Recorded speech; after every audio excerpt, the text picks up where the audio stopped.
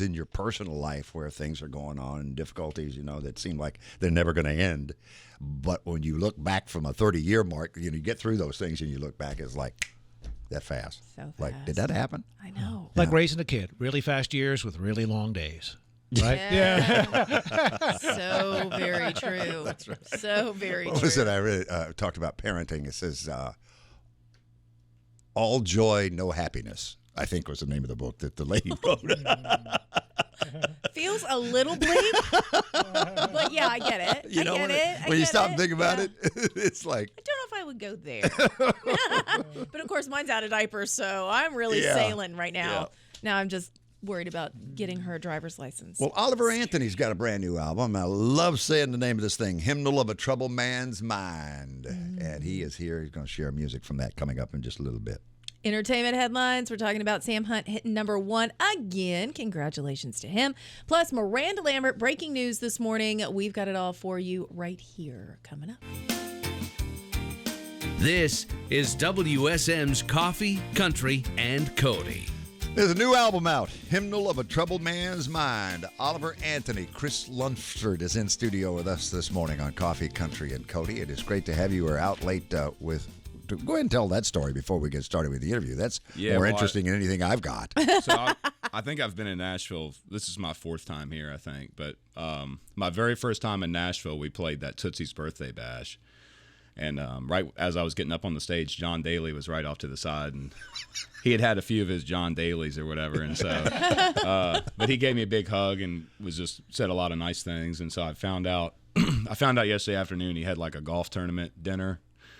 Like they're raising money for really good causes. It's for a lot of it goes towards children and like vets with PTSD, and they've got 2 or 3 different things. They usually raise like over $1 million at every one of these, and so I just showed up nobody knew I was coming. I just showed up with a guitar, and Jamie Johnson was there, and we got up and played some songs for everybody and stuff, and it was a good time. But yeah, I didn't get back to sleep until like 2:30 in the morning, so it was one of those things kind of winging it getting here, but it was well worth it. It was a good time. Thank you for being here this morning. Of course, yeah. It was, my pleasure. My birthday, December 16th, 2023, your Grand Ole Opry debut. It's my 30th anniversary week at WSM Radio, and Richmond, north of Richmond, changed everything for you. I'm going to read your words. You said if people go to your website, oliveranthonymusic.com, it says, a message from Oliver. I'm sitting in such a weird place in my life right now. I never wanted to be a full-time musician, much less sit at the top of the iTunes charts. Yeah. So, what is your life right now, courtesy of Rich Men? Well, my life at home really hasn't changed. I mean, I still live in the same place. I still wear the same clothes. My household income is technically still the same. Like I'm not living some big lavish life or anything. It's just, and a lot of times when I'm at home for 2 or 3 days, I kind of forget, and then I go back out into public or something, and then I'm pretty quickly reminded that it's not the same life I was living before. But it's kind of hard to hide when you're big with red hair walking around. Everybody, you kind of stick out like a sore thumb. So. And the beard as well. Yeah. Jamie Johnson, your friend, said one of these days I'm gonna shave this beard. Oh man! And when I do, I'll be able to go back to Walmart. Yeah. That's his retirement plan, yeah. Which is just genius, yeah. But you say that people in the music business give me blank stares when I brush off $8 million offers. I don't want 6 tour buses, 15 tractor trailers, and a jet. So how do you travel? So all the shows last year we ran out of a pickup truck, but I wanted to be able to bring the family along. I've got 2 little ones, under 2 years old, and wow. So everything just moves so quick. So we ended up renting a bus just, for these shows we got. It's mostly weekends we're doing now through the end of the year. So we've got one bus with every bunk full right now. We got a trailer behind it, so what we're doing. So, well, take us back to Richmond, north of Richmond. How did it all come about? Yeah, well, I'd been putting songs on YouTube, and I was using DistroKid, which is it's like a service that anybody can upload MP3 audio through, and it goes to all the platforms, Spotify, Pandora, Apple. And so I was working at this little family-owned place that was like, they were the nicest old people, but they were real funny about people smoking weed. And one of the first songs that I put on was "Ain't Got a Dollar," and so I knew if I used Christopher Anthony Lunsford as my writing name, that I'd probably end up losing my job if it got back to him. And so my grandpa had just passed away, and so I kind of used his name as an alias and started uploading everything. So anytime I'd write a song, I would just record it on my phone, and I'd put it up through DistroKid. And so by the time June or July rolled around of last year, I had like a very modest amount of followers. It was like maybe 3,000 monthly listeners on Spotify and 20,000 on TikTok or something. It was just a little bit of a following. And Draven from Radio WV, I had been stalking him like 6 months trying to get. I'd written him letters in the mail and emailed every email I could find and messaging him on every platform. And we finally got connected. And he came down and recorded those 7. He recorded 7 songs at my property. And he insisted that Richmond was the one we upload first. He really was the mastermind behind seeing the potential Richmond had. I didn't even want to record it when he came down. I had just finished writing it and all, and so. But he recorded it and uploaded it, and that's it. I mean, it was just everything happened so fast from there. What are your numbers now, those followers? Oh, I have no idea. I don't even look. Yeah, Really? I have no idea. Yeah, it really doesn't make a difference to me. I don't know. It's just like going to the shows and seeing one of these last few shows we did. We were playing "I Gotta Get Sober."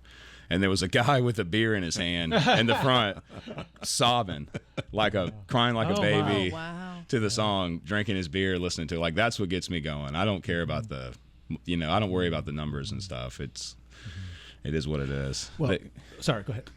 Yeah. Well, 2 takeaways from your Opry debut. Number 1, normally after the performance, we do a little chat on stage. That was not happening. Yeah, and Charlie was hosting that. That was night not for people happening. who were just The crowd did not want to hear me talk at that point. But it was, with the exception of maybe the crowd singing back to Garth with Friends in Low Places, when they sang the lyrics back to you of Richmond, it was as loud as I have heard that. What does that feel like on stage to have 4,000 people know every single word and just giving it back to you? It's got to be crazy. Yeah, it was, I remember even at the very first show we did, because I had never played a gig before. Like, I went to open mics and that was it. I don't like crowds. There's a reason why I live out in the middle of nowhere, and I'm And it's Farmville, Virginia. That's the closest town. Yeah. Yeah. But yeah, so even at that very first show we did, it was like 12,000 people showed up. And even at that very first show, I knew I was going to be all right, because people were singing not only Richmond, but even a bunch of the other songs. And that was at the very beginning. And so, like, yeah, it is a crazy feeling when, even like when we went to Europe and Australia and stuff like that, to hear people singing along. There's a handful of them they really get into. I Gotta Get Sober was like a really powerful one in Europe. Like, all the audiences there. Ironically, they were all just totally drunk singing it. But it's just, it's just like, it's relatable, I guess. It's like, that is a good feeling, though, when they, that makes the whole show for me. That's what makes it worth it, yeah. And then Vince Gill gave up his final 2 songs and said, I think you want to hear more from this guy. And so you got to play a couple more. Yeah, we were only supposed to be up there, I think, for like 15 minutes or something, and we ended up, it was like 45 minutes we were there. So. And you read scripture? Yeah, I always do. Yeah, that's kind of my, there's like that joke. There's that running joke where they say, like, a lot of people make it big in music. They sell their soul to the devil or whatever. It's like that kind of, there's songs about it and stuff. And so I just joke and say I try to do the opposite of that. But I kind of, I don't know. It's a long story. But even back when we were recording Richmond, Draven and I both, we had a lot of talks about God even while we were out there. And just talking about how we really wish we could do music full time and not just make it a part-time project. And so everything just, and then to have Jamie show up at my very first show, I was like, I guess that's my sign that, he's like been one of my favorite artists growing up. So for him to just be there at the first show, and I don't know, it's just, so yeah, ever since then, I just, it doesn't matter what the atmosphere is. If it's like, if I feel like even if I feel like people aren't receptive to it, I still just, I give them a minute of it just before we get going. It's well, from your album, which is out, and I mentioned Hymnal of a Troubled Man's Mind, you quote from Ecclesiastes and Matthew, Proverbs. This is WSM's Coffee, Country, and Cody. 30th anniversary week on the show, and Oliver Anthony, Chris Lunsford. You know him as the world does as Oliver Anthony with a new album, Hymnal of a Troubled Man's Mind. And he's in studio with us this morning. Closest gig you've got coming up, Charlie, you looked it up as far as the Nashville metropolitan area to see Oliver. The Caverns in Pelham, May 31st and June 1st. So no matter how hot it is outside, it'll be 54 degrees for your show. It's Have cool. you been in there yet? I've never been there, but everybody's talked about it, so. It's yeah. really cool. I mean, you were talking about the acoustics of the Ryman. This Yeah, I can is only imagine. absolutely fantastic. Yeah, you're going to love that. So tell us about your grandfather. I'm curious, since you use his name, Oliver Anthony. Yeah. Well, he was the only other one in the family that, like, I'm like his little clone or whatever. We were the only two that were, we were both 6'6" and redheaded and left-handed, and he was just like, I don't know, we were very close growing up. He was like my, he was my grandpa. He's like anybody's grandpa. He's like your hero, I guess. And Was he a character? yeah, they were very poor growing up. He was he had 6 siblings, so it was 7 of them in total, and just all the stories he told. They grew up in Washington County, Virginia, which is kind of near Bristol. Just that's the closest the big mountains? city. Yeah. Yeah. So just a lot of crazy stories growing up. They had just a real small little house, dirt floors they lived in, and raised tobacco for a living, and just all the stories he told and stuff. And like I said, so he passed away right around the time I started doing started writing music, and so it just felt right using that as if I needed an alias either way. So it was no better name I could think of than his. Was he musical at all? Not at all. My grandma was. My grandma taught me how to play guitar. She was in a little band, like maybe back in the 50s and stuff. And so it was really special. We did that Easter Sunday charity show at the Beacon. And as a kid, she told me about how she played there once, like in the 50s or something. And so it was cool. It's really a shame they're not around. They would be. That's really the people that I'd love to tell all the stories to the most. They were. Yeah, they would be really excited to hear everything. So We've talked a little about your faith, but I'm curious, the last couple of years for you, as wonderful as so many of the things are, if you're not grounded, that's enough to mess you up for an entire life. Seriously, what you've gone through the last couple of years. Yeah. How important has that been, just to kind of know your purpose, know the big picture and all that kind of stuff? yeah, well, I went to church when I was little, and like a lot of other people when you're a kid, you kind of had religion thrown at you, and there's churches are full of people, and so anytime you got people involved, things aren't always perfect. And so I spent a lot of years, even though I didn't deny that there had to have been something that created all this, and in my heart I always knew that there was something bigger than me that I should probably follow. It was just I didn't want to admit that all those church people I didn't like were right about something, It was like an ego thing for me. And so it was just, I had to kind of get to rock bottom to let all that go. And so, it has helped a lot, because it's just, I've just found if I just keep my mind right and try to do the right things, it's like whenever I need, I don't care what it is, the right person comes along at the right time or what. It's just, there's been too many things happen just even in the last few months of all this that it's just too good to be coincidence, I guess. But I'm just going to ride the roller coaster as long as he wants me to, and then whatever happens. But I know you were talking about recording that first song and that you were having those conversations about God and your faith. Yeah. How quickly after you sang the words, "I wish I could do music full time," did that become a reality? Yeah, I mean, it all happened pretty quick. Because I was writing songs, I'd put them online, and then I would kind of forget for 2 or 3 months. And at the time, when one thing goes bad, everything goes bad. So my job sucked, and I like anyone else that's got a newborn at home. We had my marriage was struggling, and it was just every little part of my life felt like it was going wrong, and so I ended up buying. I'm not sponsored by them, and I don't necessarily even like their stuff. But Lewitt's got this band that says "Make Yourself Heard," and I never even worn anything on my. I hate wearing stuff on my wrist anyway. But I stuck it on because it said "Make Yourself Heard," and I was like, it reminded me every time I'd take it. I'd look at my hand oh, I gotta go do this again, and because I knew if I didn't, I'd be like 50 or 60 years old and just deeply regret not, And so it just, once I started doing it every day and really dedicated myself to it, it was like, I don't know, 2 or 3 months later, that's when Richmond hit and everything happened. But What's your other bracelet say? Jesus. Yeah, and so what I do now is like a lot of times at the end of the shows, it's not every show, but 90% of the shows I'll jump down off the stage at the end and we'll wait an hour or two and just sign everything we can sign. And so it's kind of turning this thing now where like fans will switch out with me. So usually every show, I keep the Lewitt one, but the other one I usually switch out with somebody every show. Somebody's got one that's cool, so it's kind of just become a thing now. But Well, you write about suicide, addiction, unemployment, anxiety, depression, hopelessness, these things that have been a part of your personal journey too, right? Yeah. Yeah, and on this, I wanted to make sure before, because I've got a lot of like new stuff written that's, I've got silly songs, I got upbeat songs and love songs and everything else, but it was really important to me before I move on to anything else that this like collection of these 10 songs were, put in like a finalized form and out there in the world, And Paul, if you're listening, Kelly's husband, always love you like a good old dog. Oh, well. Track 14. Well, that was my wife.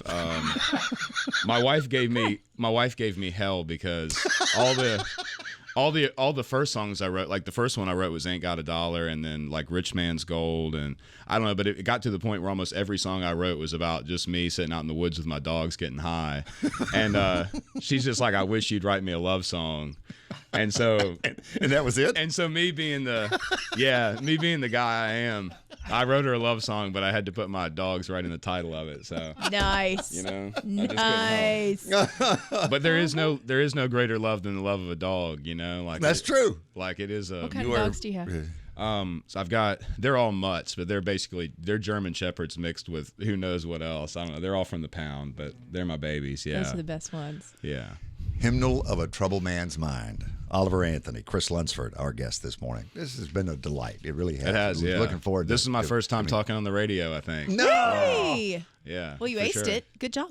Well, this is a place where Lester Flatt and Earl Scruggs and Hank Williams used to do mornings. This is the radio station where all that happened, WSM Radio, closing in on 100 years next year in 2025. So Cool. Those are some of the dead guys you like a lot. For those of you, the off-air conversation when he first sat down, we were just talking about people he enjoyed. He was mentioning Lighton and Hopkins and Waylon. And he goes, I like most people I like are dead. Yeah. So we said that'll be the next album. Yeah, that'll be one of my next That's a songs. Great yeah. song. Everyone I like's dead. Yeah. Kelly's already working on the merch. It's good. So We're working it. we got it going. Thank you for coming in. Please come back and see us. Anytime, And for the audience, again, it may have missed it earlier, the Caverns in Pelham, back-to-back, May 31st and June 1st, the Caverns in Pelham for Oliver Anthony. And here's where are we closing with, Charlie? We're going to close with the song that closes the album, and I think it's the perfect album closer, Mama's Been Hurtin'. Is there a backstory? Do you need to set this up on the song? No, I just felt like I'll just say I think Mama's Been Hurtin' as the last song will be a good segue into the first song on the next album. This whole album kind of tells a story so it's intended hopefully that the listener, if they listen to Hymnal of a Troubled Man's Mind, they start at the beginning and go all the way. It's all sort of in sequence with one another. So kind of a quantum leap. Trying to thing tell a coming story. in. Yeah. This is Coffee, Country, and Cody. Bill Cody, congratulations on 30 years at WSM Radio. It's your girl, Lainey Wilson. I'm drinking my coffee because that's normally what we're doing when me and you are hanging out, because it's always super early in the morning. I wanted to say congratulations. I'm so proud to know you, and you just treat me so well. You make me feel like family, and that's really nice when you're a long ways away from home. I love you. Congrats. This is Randy Hart. Bill, in celebration of your 30 years, this is the theme for you.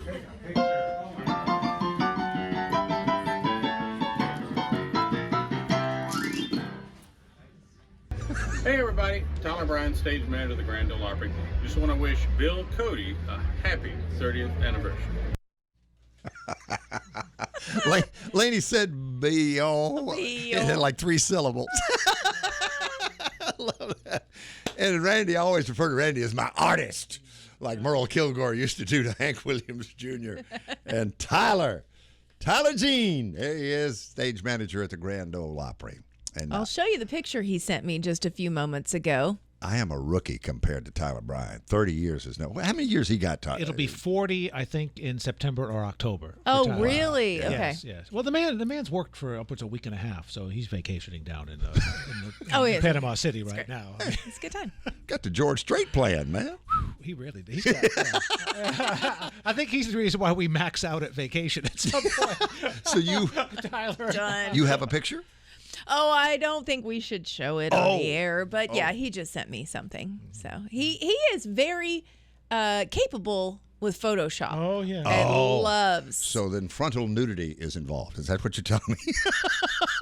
No. He's done some stuff with Charlie. Oh, my head. He doesn't has send been- that to me. my But head- your head's on Oh. someone else's It's body, been so mo- I'll show you in a little I while. think I know which one. Yeah, I'll send it to you. He did Charlie as Steve Earle.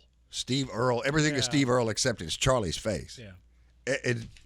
You'll do a double take. My favorite, well, not my favorite, the best, it wasn't my favorite, but the best is my face on Mike Lindell when he bought a My Pillow.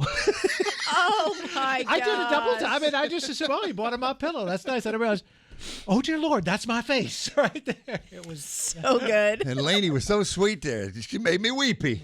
No weepy. I So, love that girl. Celebrating 30 years all week long, and Thursday is the big night at the Opry Country Classics with a 30-year theme for Coffee, Country, and Cody.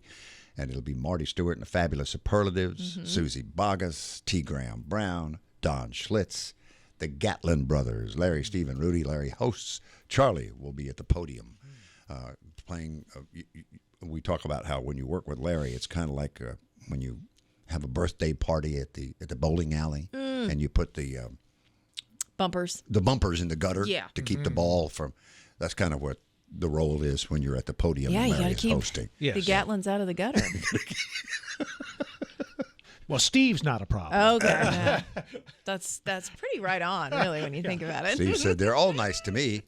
I'm the bookkeeper. That's right. That's exactly Somebody had right. to be. So it fell to Steve. You know, he taught school in the early days. He was Oh, really? Yeah, he has a degree. I want to say elementary education. I didn't know that. Yeah. I can't imagine having him as a teacher. That would be a very strange, strange kind of vibe. They were just trying to make it. And you know, Rudy, I don't know, did Rudy teach as well? I don't know. That's a good Because question. they were both, Rudy being the baby, he was at Tech when they were coming to town trying to make something happen in the music business. But anyway, you're working on, Okay. who are you talking about coming up? All right, so we are talking about entertainment right now. Sam Hunt hits #1 yet again. Congratulations to Sam. The funny thing is, I remember being at his first #1 party, and it was literally at an Airbnb in East Nashville. They rented this house, and they had a party in the backyard. It was like everyone was playing cornhole, and there was a keg at some point. I mean, it was very low key. Well, now he's got 10 #1 hits. Hopefully the next party will be a little bit more of a big bash for him. Although I think he really likes just a backyard hang. That's good. House party. All right, Sam Hunt, 10 #1s. Outskirts is the one that put him at 10. He said, you know what? If it weren't for the fans coming on board so early, none of this would be possible. From the early days, I've really appreciated the enthusiasm our fans have had and the loyalty they've stuck with us all these years. And now, 10 years in, it feels like a lot of us have grown up together. A lot of them have kids now. They're bringing their kids out to the shows the last 2 or 3 years, which is really cool to see. So we have a real relationship that goes back now, which makes it more meaningful when we get out and see some familiar faces on the road. I mean, really, I remember being with him. Probably first live show in Nashville was at Rocket Town, which is the skate park center that was here, and it was so fun. It was just completely out of the box, and nobody expected it. Nobody really knew what to expect from him, but so much fun. So congratulations. Was Rocket Town, was that Michael W. Smith in the beginning? Oh, he's an investor in it. I think an owner at one point. and right? definitely had a contemporary Christian theme to many of the shows and everything. So that does not sound like a Georgia accent to me when Sam talks. I don't know what accent I think I'm hearing, but that doesn't sound Georgian to me. I have some friends that are from close to where he grew up, and they all sound like that. Okay. Yeah, there's a specific accent in that region where he's from. Like Paul is from Atlanta, and his family, is around the Atlanta area and Gwinnett, and they have a whole different accent than South Georgia, or even So, okay, let's talk about Miranda Lambert. Guess what, y'all? She signed a new record deal. Woo! She's been teasing all kinds of stuff on social media. In fact, a couple days ago, she just threw up this graphic that was like, "Hell hath no fury like a woman scorned." And I was like, whoa! Here we go. Miranda's back at it. She's back on her stuff, man. And then she yesterday had a video. She's just walking slow-mo out onto the stage. Look at it. Look at that video. And the words are, she set it all on fire. And if there's one thing that she learned, there it is. To be continued. Well, now we know what the to be continued means. She signed a new record deal, and she's got new music coming out May 3rd, which is next week. Feels like it's a long time away, but it's next week, May the 3rd. Miranda Lambert has signed with Republic Records, and she's also getting support from Big Loud, including country radio promotion and marketing. So we looked it up. Republic Records is a part of UMG, Universal Music Group. For 20 years, Miranda was on Sony. So when she came off of Nashville Star and was doing everything, that's who she signed with at the beginning, and her entire career, as we know her, has been with Sony Music. She parted ways with them, I think 2022, and then we've just kind of been waiting to see like what's going to happen next. Well, now we know. I was reminded my old San Antonio friend Aaron Barker, who is in the Songwriters Hall of Fame, but he came to town to be an artist. He had written successfully for George Strait, so that helped him launch his artist career, and he signed to Atlantic. And he lost his label deal. He said, "I was on Atlantic, and so was the Titanic." That's terrible. That is terrible. But it's memorable. And I do love Aaron Barker, so you know what? He came out on top. That's all good. He did. He sure okay, this was one of those stories we touched on yesterday. Kelsey Ballerini putting a restraining order, I should say, on a former member of her fan club. This is so bizarre and weird. So there was a guy out there that his name is Bo Ewing. He was a part of her fan club, loved Kelsey, supported her for years, became disenfranchised with her, whatever that means. And then supposedly he hacked into either her laptop or one of her devices, got a hold of some of her music that is yet to be released and was completely unfinished, and has now shared it with several third parties, according to this now restraining order. So there's an injunction that's there to protect the recordings. We'll see what happens. We do know there's new music on the way. That's the good story, I guess, out of all of this, that she's getting very close to releasing it. The bad story is that somebody else jumped the gun a little bit. This was a story that made me feel old, so I wanted to share it so you would feel old too. It's been 40 years since the movie Footloose came out. Kevin Bacon as Ren, dancing in the empty warehouse, doing the gymnastics. Oh, I loved it all so very much. So Kevin Bacon decided he was going back to high school. This is after a big online petition happened. It was filmed at Payson High School in Utah. Payson, Utah. And all the students there decided that they were going to try to get him to come back. They did a massive online campaign. They used the hashtag Bacon to Payson last fall, and it worked. It came through. He showed up on Saturday. He said, here we are at this beautiful, beautiful spot on this beautiful, beautiful day. And he said, it's been a long time, 40 years. It just blows my mind. Things look a little different around here. But one thing I say that looks the same, or probably the most different, is me. So he is now going down in Payson history. I think they probably were on fire for him. But if you want to go watch Footloose, just know that it's now 40 years old. Coffee, country, and Cody. I knew it. She's here. That's Jeannie Seely on Coffee, Country, and Cody with 5,354 record-setting appearances on the Grand Ole Opry. And not enough. Still not enough. Not enough. 30 years for you, and it's not enough. 30 years since you called me that morning, my first day on the air. Charlie Daniels was the first in-studio guest, and the phone rang. Kevin Anderson was over there where Charlie is now as a producer of the show and said, Jeannie Seely's on the phone for you. And not to be outdone, as soon as you hung up, Gene Shepard called. We were a tag team. Yeah, and what was interesting, I was telling Kelly and Charlie, is that you as a little girl idolized Gene Shepard. Oh, yeah.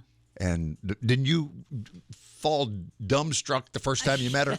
Yeah, she was performing at Hillbilly Park in Franklin, Pennsylvania, and I'd saved my money, 50 cents, to buy a picture. And so I'm standing in that line, and I just knew what I was going to say to her. I had all these things, and I got up to her, and I'm like, I'm just looking at her. She kind of that little chuckle that I came to know very well. Oh, yeah. And she said, did you want me to sign that? And I had a brilliant answer of, just nodding your head. Out of my head. I still couldn't say anything. But she remembered me after I came to the Opry and everything. She said, I remember you. And she said, you will know from now on when you see a young entertainer, kid that wants to be an entertainer. It was in your eyes, I think she said, didn't you? Yeah, she said that they come up to you, they are just soaking up everything they can right at that moment so much. And she's right, I can tell it now when I see a young person. As Kelly? I say, hell-bent on this career. Speaking of soaking it up. Okay, let's what did see she bring you? I don't know, but Wait a minute. You we're on television, right? You're opening this from Seely live? with no pre-screening of this? Okay. Well, all right. I didn't have to open. I just had to reach in. okay. So, Okay. This is inflation. This was the best I could do, When we get a raise, I'll bring a thank you. And then I'm going to read the card. Okay. I'm going to read it cold. And for everyone 'cause listening I'm on sure- the radio, it is a small bottle of champagne. Yeah. It's just an individual size. You could pop Yeah. the top and put a straw in that. Not that I've done It's that for before. him and all his friends. Says, Cody, if you'd been sentenced to 30 years, you'd be out now. Happy anniversary. Love you, Jeannie Seely. But you were sentenced to life as far as I'm concerned at this job. We just love you, Bill. Thank you so much, Jeannie. Yeah. Now, not to get too sentimental, Yeah. but would you share with the audience who may not have been around for your 20th anpewrsary what the gift you received was from Jeannie Seely? I got a little trophy commode. It's mounted on a piece of wood. It's a pewter-colored commode. And it says, coffee, country, Cody, and crap. 20 years. And it has been on my desk as my centerpiece since the day she gave it to me. And anybody at the Opry knows that Jeannie is famous for her gift giving. Love it. She just always, whatever it is that you're celebrating, whatever moment in the Opry's history we're a part of, she's always got the goods, it seems. Do you remember like the first time that you called him, but the first time you all met in person? Would have been Opry related, certainly. Yeah, I would imagine. We or said That or as WSM, a probably guest, doing yeah. an interview, yeah. Yeah, I don't remember which came first. But you didn't make a big impression. I don't remember. Of course, it was 30 years. She set me up. But Well, the only reason I mentioned we posted all these pictures of him, and at one we didn't know he had a hat phase. He wore a cowboy hat. well, that was my early life. I mean, that Look was how cute! Yeah. Look how cute! Oh, those are all of you two together. Whoa. Oh, those are adorable. I came across a picture of us at the Ryman That's cool. doing an Opry Country Classic show, and like I don't know, maybe TG took it. But anyway, I came across it on my phone the other day. So Look at all those photos of you all together. Yes, My great. goodness, that's great. Jeannie Seely, if you just Softball joined us, game, as you listen around the world on Coffee Country, Cody's WSM Radio and our Circle streaming platforms, circlecountry.com, Circle Now. That's available in your app store on demand for up to 24 hours. Okay, we have a lot of dirt on him, but I want to hear your favorite Bill Cody story. Do you have one? Of the ones I could tell. I knew where this was going to go. I'll tell you, one of my favorite times that just came to my mind is running into your mother in the elevator at the hospital. Oh, that's right. And she wasn't going to let that door close and get us go on until she finished telling me how wonderful her son was, And I kept agreeing with her, but, that's one of my favorite things. Mama Helen. Yeah. We still, Charlie archives those pieces. I saved all those phone calls. Oh, wow. Oh, yeah, she was her own celebrity. Yes. We were in Cross Plains doing a remote for the Trash and Treasures weekend, their big, community yard sale. And there was this couple that we were giving out WSM church fans. And they're walking to me with the church fan and a Sharpie. And I'm like, oh, they're going to ask for my autograph. This is really sweet. No, they were showing me Mama Helen's autograph. They could care less who I was. Or look who just signed it, Mama Helen. I think you should do a little special for Mother's Day and run some of those clips because I mean she was wonderful. So. Well, Kelly Sutton is the first full-time female voice of the Grand Ole Opry, and she will be there tonight. Yes. And you were the first female host of the Grand Ole Opry. You were sharing that backstory of how that happened in 1981. So it was in the if you will, new Opry House, which just celebrated 50 years. Yeah, well, I accidentally did it the very first time, and I was kind of hoping since it survived they would let us do it after that, but not so for many years. But it was 1981, January, I think it was 81. I'd have to look now that I say that. Maybe 81, 85, I can't remember. Anyway, there was an ice storm. And Debbie Logue was here then, and as I'm walking to the stage, they didn't give me any warning. She said, oh, by the way, you're hosting. And I'm like, what happened, everybody? And she said, you're the only artist in the building. So I'm going real quick in my mind. Okay, what do you do now? You do your opening number, you send it to a commercial, you come back and you put on your guest. And I thought, who's my guest? You were tossing to yourself. And she said, well, does anybody in your band want to sing on the Opry? So Tommy Hannum, who was playing steel with me at that time, was also a great singer. He works with Winona now. And so I put Tommy on as my first guest. He and I had sung some background with John Hartford on a couple of his albums. So that was that history. And like I said, I thought maybe since everybody survived a female hosting, even the opening portion, we'd get to do it. But that didn't happen until later on when Bob Whitaker came in. And he was the first manager who listened to what I was saying about, my point I think that got across. I said, and I'm not putting guys down at all, and I'm not just waving the banner, but I just said, who said that women wanted to work hard, save their money, travel all the miles to sit in an audience and only hear what men have to say? Yeah. I was putting myself in that seat. I want to hear what they have to say. So that was and ignoring half of your talent pool. And, absolutely. And ignoring your audience. So what year did you come to the Opry? What year did you become a member? I made my first appearance. They didn't call it debut back then. It was May 28th of 1966. And then I think Don't Touch Me hit in June, #1. And then I didn't have time to become a member. I was on the road, and I kept saying, did Mr. Divine call? Hot Divine, the manager at the time. And so finally, it was September of '67 before I finally had time to come in. People ask a lot of times, why aren't more of the new hot artists of the day at the Opry?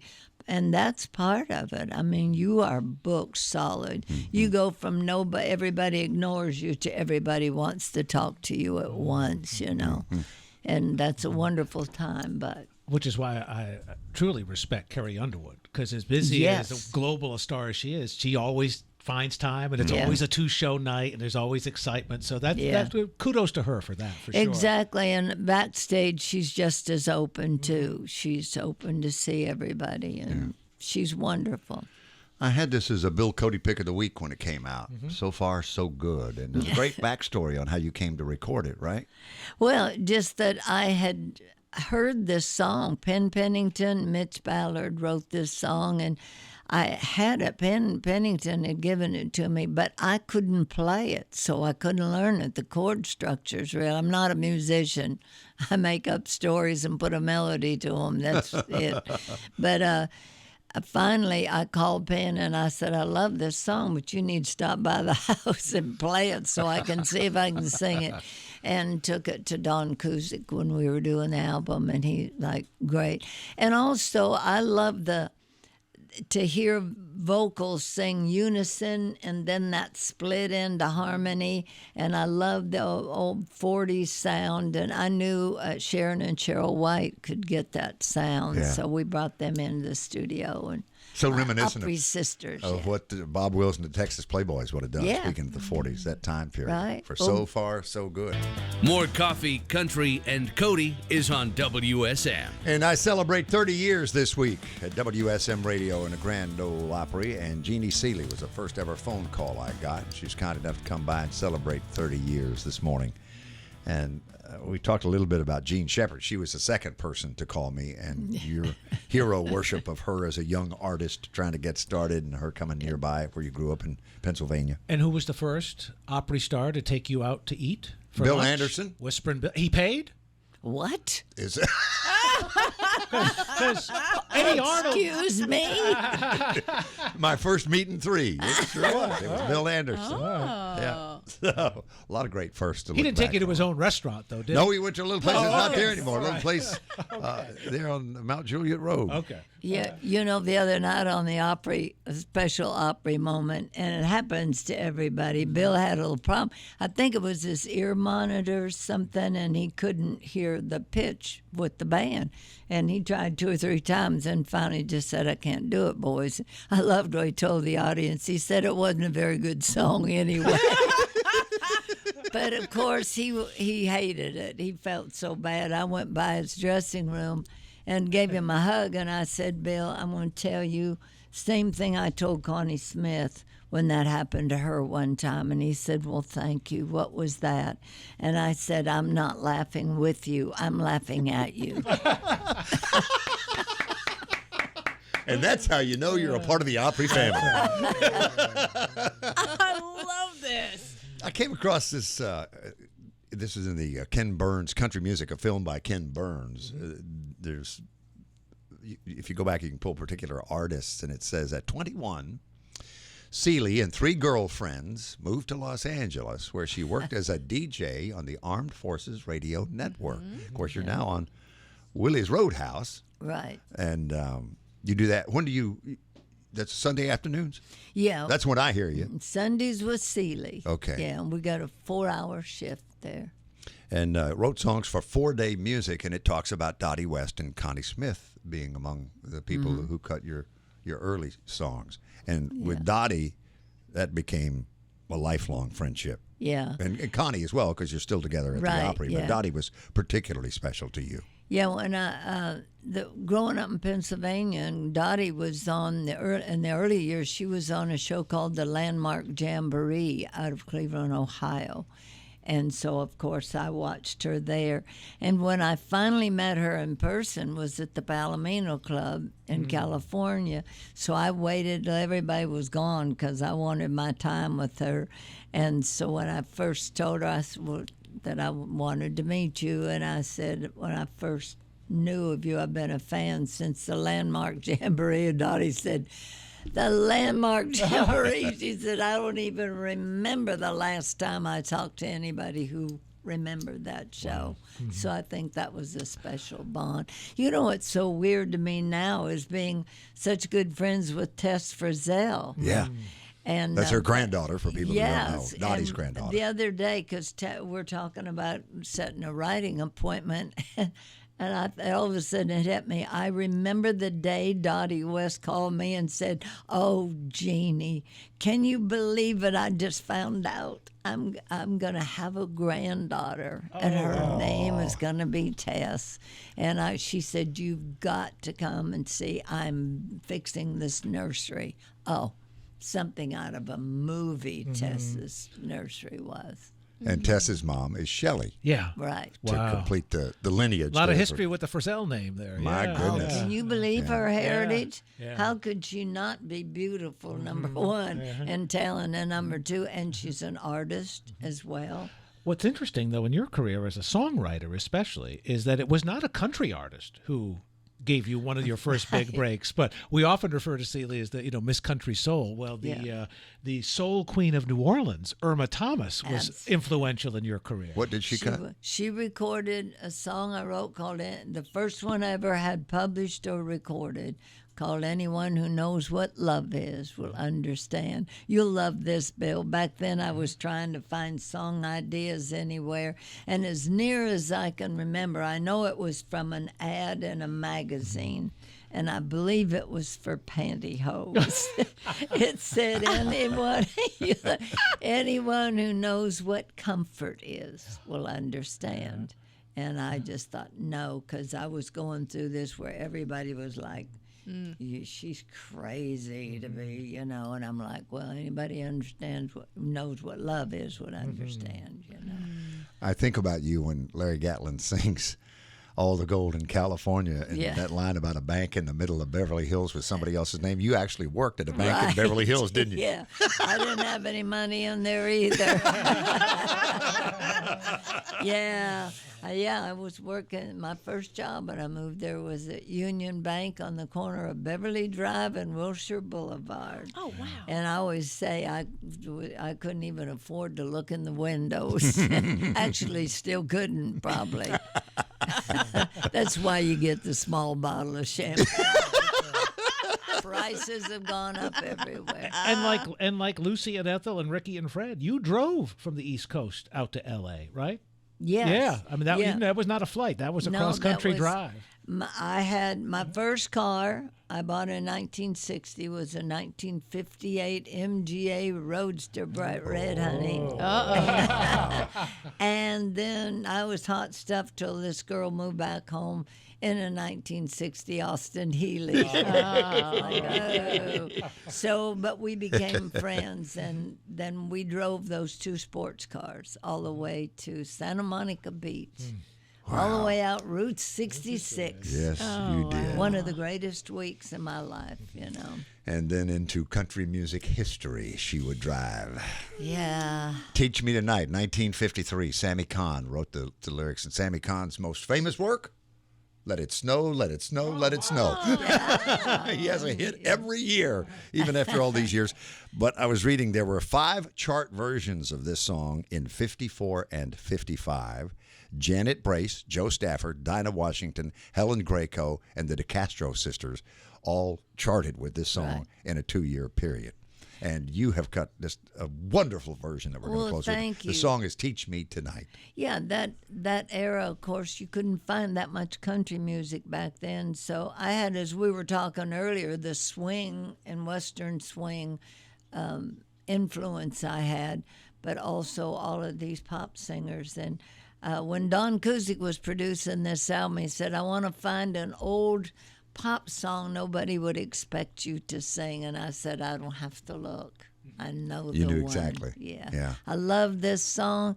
And I noticed in the audience that I'll say, some of you might be old enough to remember this, but if not, listen to this. I think you might like it. And the young people are reacting to it. So. In addition to the ones I mentioned, Al Jarreau, Frank Sinatra, Amy Winehouse, Natalie Cole, Liza Minnelli, the McGuire sisters. How about that, my name? And there with them. And Marilyn Jean Seely. Known to millions around the world as Jeannie Seely. Or actually, just Seely. That's Seely, how we all know and love her. Thank you for coming in this morning. I love you. Well, happy anniversary to you. And I'm so happy to be here with you and help celebrate. You're so glad you wonderful and such an asset to all of us. We just appreciate you. Thank you, Jeannie.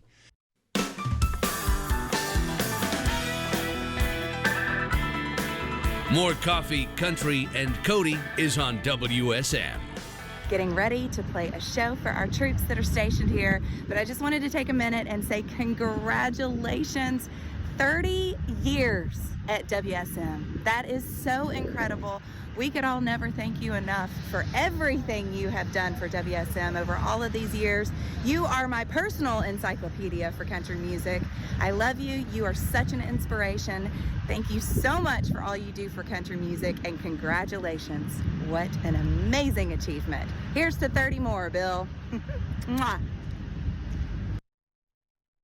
Natalie Stovall, whom I introduced the first time she debuted at the Grand Ole Opry. I was there for that.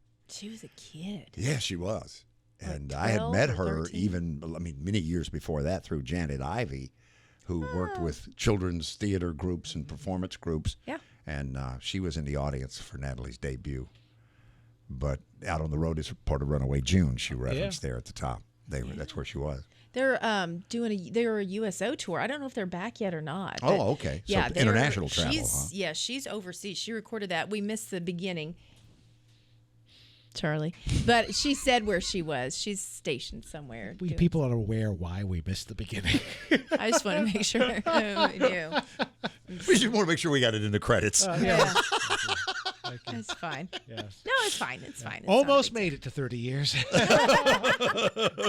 29 and 363. So close. Oh, well, that's fine. We're going to rewind to the stage of the Opry for Ashley McBride. Yeah. Is that what we're closing with? Lie here? down in the kitchen. In a little bit. And right now, Kelly Sutton's entertainment. Yeah, well, we were talking about Jelly Roll. Had a chance to catch up with him yesterday. He has been on a whirlwind, y'all. I mean, when things start to happen, boy, they happen quick, and he is all over the place.